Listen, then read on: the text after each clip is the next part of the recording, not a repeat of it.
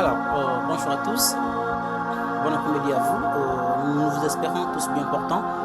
Aujourd'hui, nous allons faire un petit démo. Nous allons travailler avec Cisco Packet 3SER, qui est un logiciel de simulation réseau, bien sûr. Alors, aujourd'hui, on a souhaité travailler dans Mac, sans toutefois passer beaucoup de temps. Nous allons lancer notre logiciel. Alors, Cisco est là, on exécute, voilà. Nous devons savoir si Cisco est un logiciel conçu par l'entreprise, développé par l'entreprise Cisco. Ce logiciel avait pour but de pouvoir faciliter la vie aux étudiants, professeurs, apprenants ayant participé à la formation Cisco Academy. Voilà, Academy, voilà. Ce logiciel nous permet en fait de créer des réseaux virtuels, de faire des simulations de tests des réseaux, peu importe l'architecture que vous voulez travailler. Alors, c'est vraiment avantageux, tellement avantageux que même si vous n'avez pas de moyens pour vous en procurer des matériels physiques, alors vous pouvez tout faire dans ces logiciels parce qu'il y a un de tout. Voilà. Sans toutefois tarder, nous allons en fait créer un tout petit réseau LAN et essayer de faire communiquer ces derniers, voilà, les équipements de ces réseaux. Voilà, de ces réseaux. Alors, on va commencer dans la partie gauche. Dès que les souris est pointé là, voilà, on a un Network Devices. Donc nous cliquons là. D'abord, voici ce que nous vous montrons ce que nous avons besoin pour ces petits réseaux qu'on veut créer. D'abord, nous aurons besoin d'un switch. M'excuse. Un switch. Nous aurons besoin de peut-être 5 PC. Voilà, ordinateur. Et puis des câbles. Voilà. Câbles. Voilà. Et c'est qu'on va utiliser et on va en fait déposer ces équipements ici dans notre espace de travail. Voilà. Nous cliquons dans Network Devices et puis en bas nous avons le switch, nous avons les routeurs, les switches, on a les hubs, ainsi de suite. Et ce qui nous concerne ici, c'est les switches. Nous cliquons dans la famille de switch, dans la palette switch, nous avons toutes sortes de switches. On prend le switch V960 et on le dépose là. Alors nous aurons besoin de 5 PC, voilà, pour trouver les PC. Il est question de cliquer sur là où j'ai pointé mon souris, c'est ma souris plutôt en devices, et puis je clique. Une fois cliqué, alors j'ai les ordinateurs qui sont là. Je vais faire en Windows, je ferai contrôle. En Windows, je ferai contrôle pour ne pas faire des va-et-vient. En Mac, j'ai fait commande, j'enfonce la touche commande et puis je clique sur l'équipement et je place mes équipements. 1, 2, 3, 4, 5. Voilà. Il me faut maintenant relier ces équipements. Alors, nous allons cliquer sur Connection. On a toutes sortes de câbles. Alors nous prenons le câble droit, il est là. Même opération, pour ne pas faire des va-et-vient, j'enfonce la touche. Vu que je suis dans Mac, j'enfonce la touche commande pour maintenir la sélection. Et puis en Windows, vous allez faire contrôle et puis vous cliquez sur le câble. Alors vous savez que cet ordinateur a au moins un câble Ethernet, une fast Ethernet, c'est qu'on appelle souvent le port RJ45. Voilà. Nous cliquons et voilà, on va relier rapidement ces équipements, très rapidement.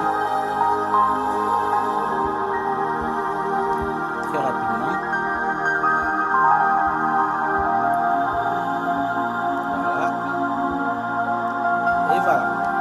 Ok, alors, déjà nos équipements sont reliés, cependant ces équipements ne peuvent pas se communiquer. Pourquoi? Parce que un ordinateur, pour qu'il puisse se communiquer dans un réseau, il doit impérativement avoir une adresse IP. Ça, on le connaît tous. Voilà. Alors, maintenant ici, ces ordinateurs n'ont pas d'adresse IP, alors que c'est impossible qu'ils puissent se communiquer malgré les faits qu'ils sont reliés dans un switch. Voilà. Alors, on va d'abord, je vais soulever un point. C'est une notion plutôt importante en réseau. C'est l'adressage IP. En cas, si vous voulez devenir un grand IT, un grand technicien réseau, et je vous prierai plutôt de bien maîtriser l'adressage IP, les classes, les masques sur réseau, les calculs, conversion binaire en décimal, décimal en binaire. C'est vraiment important parce que c'est ça vraiment la base du réseau. Parce que imagine un peu ici, si je ne maîtrise pas l'adressage, parce qu'il me faut maintenant un plan d'adressage pour configurer ces équipements. Voilà. Voilà, je disais, si vous ne maîtrisez pas l'adressage IP, c'est que vous n'êtes pas en mesure d'être appelé peut-être IT technicien réseau. Voilà. Alors, nous allons nous baser sur ce plan que je vais mettre ici. Et ce plan va nous permettre en fait de configurer nos ordinateurs. Voilà.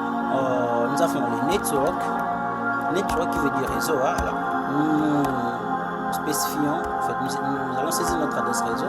On travaille sur ces réseaux 0.1. Voilà. Et avec un masque de ce réseau 3 fois 10 à 55. Voilà. Esquisse 3 fois 55. J'apprends les marques. Point 0 à la fin. Et puis passerelle si possible. Passerelle 192 168.0.1. Et puis le premier user dans ces réseaux, il aura comme adresse 192 168 0.2 parce que le 1 est déjà réservé pour la passerelle. Alors, le dernier utilisateur aura comme 192.168.0.254. Pourquoi 254? Parce que nous sommes en fait dans la classe C. Notre réseau n'est pas segmenté. On n'a pas de sous-réseaux. C'est-à-dire, dans la classe C, nous avons la possibilité, il y a en fait 256 adresses disponibles de la classe C.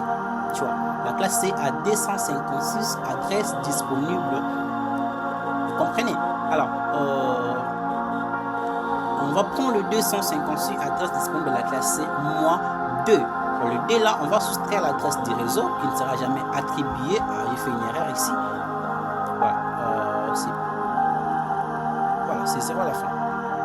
Voilà. Je disais, dans le 254 là, dans le 256, on va faire moins D. Alors, le D là, nous allons soustraire dans le 256 l'adresse du réseau qui ne sera jamais attribuée à un ordinateur, l'adresse de broadcast. Voilà.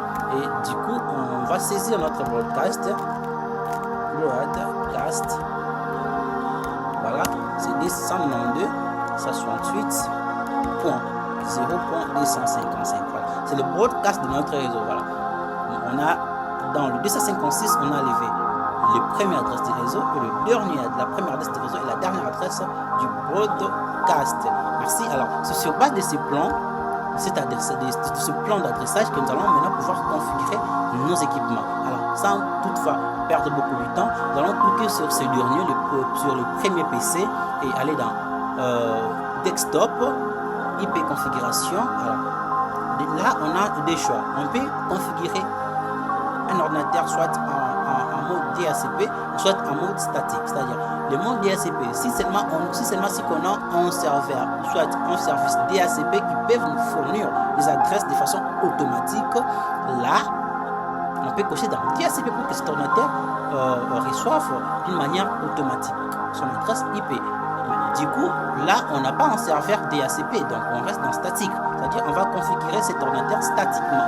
On lui donne son adresse, vu qu'il est le premier ordinateur dans notre réseau, il aura comme adresse 192 168 0.2. Voilà. Du coup, il lui génère les masques par défaut. Et puis là, on donne sa passerelle 168.0 plutôt .1.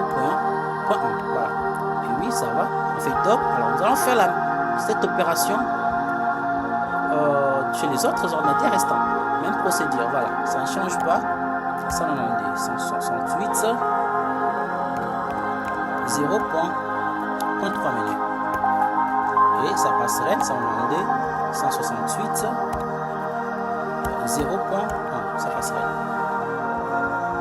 Nous allons devoir vérifier si on a bien respecté. Très bien. Alors, le troisième PC, les troisième ordinateur, on va faire la même façon. 192.168.0.4. Et puis,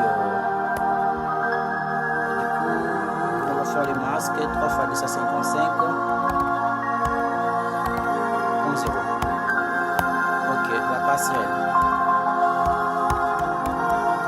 Très bien. Le quatrième, le desktop toujours, coupé configuration 192.168.0.5. Alors, 192.168.0.1. Pareil pour les derniers ordinateurs, coupé configuration 192.168.0.36. J'ai configuré pas au hasard, mais je travaille sur un plan, à travers un plan que j'ai à créer qui me permet maintenant de faire la configuration de mes autres. Ok. Alors, maintenant, ces ordinateurs peuvent se communiquer. Pourquoi? Parce qu'ils viennent de recevoir à chacun une adresse IP pour pouvant nous permettre de pouvoir de se communiquer dans les réseaux. Voilà. Alors, on va maintenant afficher la configuration. Bref, nous allons vérifier si ce que nous venons de faire comme étant en configuration, c'est bel et bien appliqué dans nos PC. Alors, on prend un PC au hasard et puis on vérifie la configuration. Donc, nous cliquons sur le premier PC, même le deuxième. On parle en commande prompt. Alors, il y a une commande qui nous permet d'afficher la configuration des adresses IP dans un ordinateur. On va faire IP configuration. Voilà, si j'ai bien écrit, ça va passer. D'accord, donc vous verrez que tout ce que nous venons de faire, c'est bel et bien appliqué. Toute configuration qu'on vient d'effectuer il n'y a pas longtemps avec vous, c'est bel et bien effectué. Donc, dans ce PC, nous avons son adresse IP est de 192.168.0.3, voilà, avec son masque de 3 x 255.0 et avec sa passerelle de 192.168.1. Voilà. Merci. Excuse. Qu'est-ce que tu fais ici? Voilà.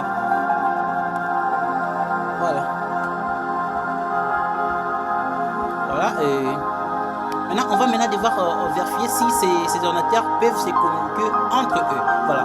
Nous cliquons sur le premier PC. Allez dans commande prompt toujours. Nous avons une commande qui nous permet de vérifier, au fait de tester la connectivité. C'est la commande ping. Vous savez, c'est ping suivi de l'adresse haute que vous voulez, rejoindre, en fait, joindre. Voilà. Nous avons demandé, on tente de joindre l'adresse, cette adresse 168 0.6 qui est notre dernier ordinateur dans les réseaux actuellement. Voilà, vous avez le résultat, c'est-à-dire le ping. On a pingé vers cette adresse avec 32 bits de données. Alors, le résultat est là. Replay from, c'est-à-dire réponse venant de cette adresse. Voilà, nous avons envoyé 4 paquets. La statistique de connectivité dit ceci. Nous avons envoyé 4 paquets. Voilà, c'est ça. 4 paquets envoyés, 4 paquets réussis et 0 paquet perdisté qui est la connectivité. La connexion est parfaite, la communication est bel et bien wonderful. Voilà, avec succès. Merveilleux même. Voilà. Nous sommes presque à la fin de notre vidéo. Merci d'avoir regardé, merci d'avoir suivi. On va maintenant essayer de faire une test de simulation. On va prendre un message, déposer dans ce envoyer dans l'autre et l'autre. On va essayer. Vous verrez qu'en bas nous avons le statistique, les statistiques et en successful, c'est-à-dire c'est succès. Si c'était pas en successful, ça allait écrire failed, qui veut dire échec. Voilà. Nous allons essayer de prendre l'autre et le faire communiquer avec l'autre. Vous verrez que c'est pareil. Merci de nous avoir suivis. À la prochaine vidéo.